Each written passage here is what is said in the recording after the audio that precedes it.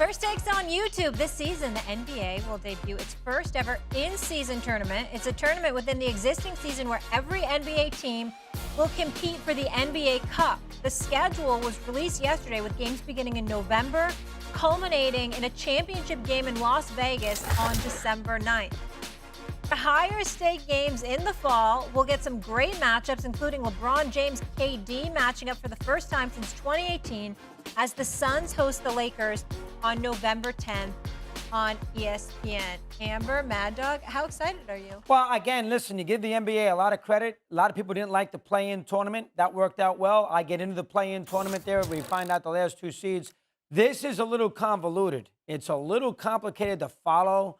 What game counts, what game doesn't count. Then you're going to go to Vegas to play single elimination. You got all these groups. So we shall see if the average fan catches on.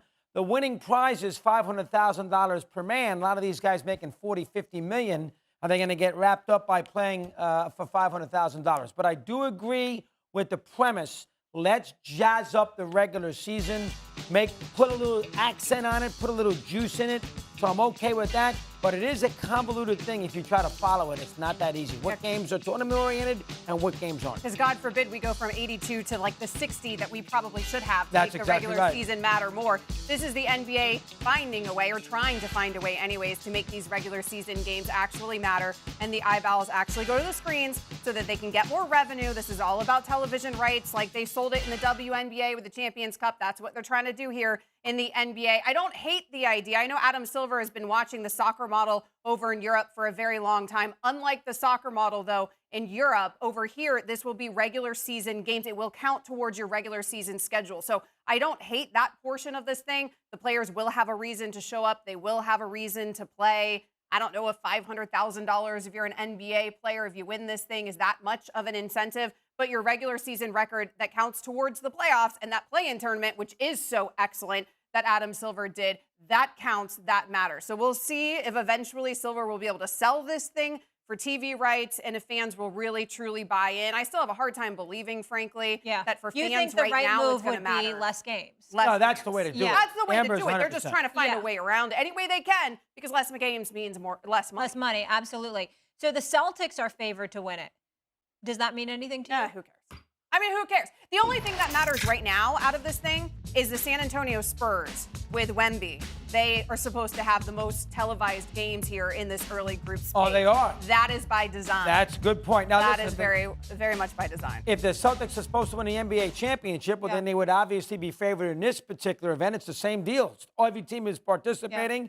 And, you know, you're going to play regular season games, and just some of those regular season games are going to be this Challenge Cups, and it's a little weird. I don't know if the average fan's going to say to himself in mid-November with the football on, hey, I got to watch an NBA game tonight because the Celtics playing the Bucks, and boy, that means something for a Challenge Cup. I don't know if the average NBA fan's going to be able to say that. And they're not going to play to the level that they play in the postseason, right? We always separate postseason basketball. That's a different level of basketball. That's a much faster level of basketball. It's not going to be like that. Why are they going to exert themselves to that degree in November for $500,000?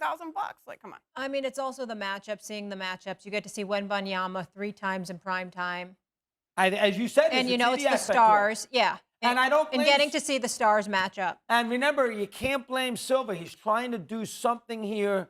The NBA regular season, half the teams make the playoffs. Sometimes it gets a little dull. They're trying to figure out a way to put a little spice. It's like the baseball at the World Baseball Classic every 4 years in March. They're trying to get you whetting your appetite for baseball, and the NBA is trying to whet your appetite for NBA regular season games. I don't blame them for trying it. I just don't know if it's going to catch on with the average fan. Listen, you can hop on the jet and head to Vegas.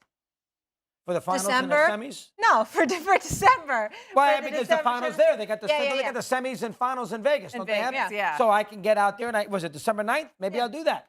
I go down to Flagstaff to see Northern Arizona, and then I'll go up to Vegas to see the thing. Right. I'm hopping on Mad Dog's jet. That's what I'm doing. I like it. Bumming a ride. All right, let's get to your favorite.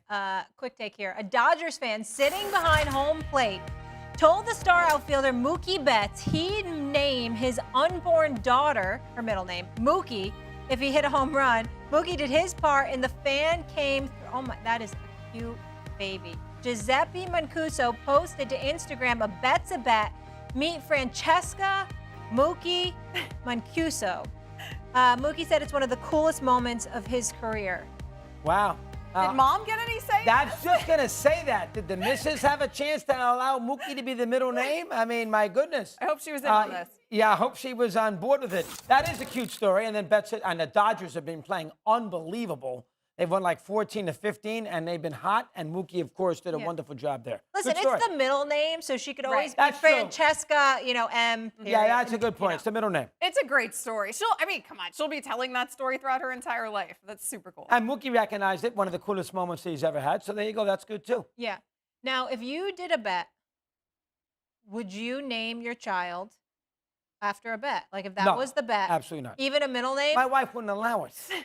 Honey, Who's you mind? like your favorite? But what if it was Lombardi? What if it was like Lynn Lombardi Russo? Oh, that's a good one. Yeah, see? You might be like, hey, That babe, or Vince. we can talk this one out. That is a good Right? one, Lombardi. I could play the Lombardi Did you thing. see how your face lit up a little bit. Yeah. With Lombardi. Yeah, there are certain middle names that would fit. Christopher Larry, Christopher Bird. Like, you might be I don't like okay. the name Larry. I love the name Bird. You might do I love Bird. the last name. Bird is a middle name? I would do it, especially for like an all-time great. You would Really? do it. Yeah, because Like it would who? be such a cool story to like tell. Like Brady? Well, or like you make the middle name Jordan, right? You make you make the middle name Brady. I like the name Brady. First dog I ever owned, Eliciting Maltese. greatness. First Maltese I ever owned, animal, I named it Jordan.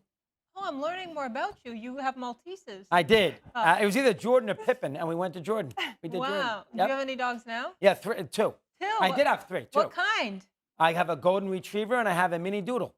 Oh, I wish. Riley and Bo, Oh, if you need to know. Riley and Bo. You're funny. Do you have any dogs, Amber? I do. I have one dog, Tux. Tux, I like Oh, that. that's cute. And it's hot in Florida, that poor Tux, huh? Yeah, it is. He's not going outside. He's used to it. No, He's used no long walks right now in Florida.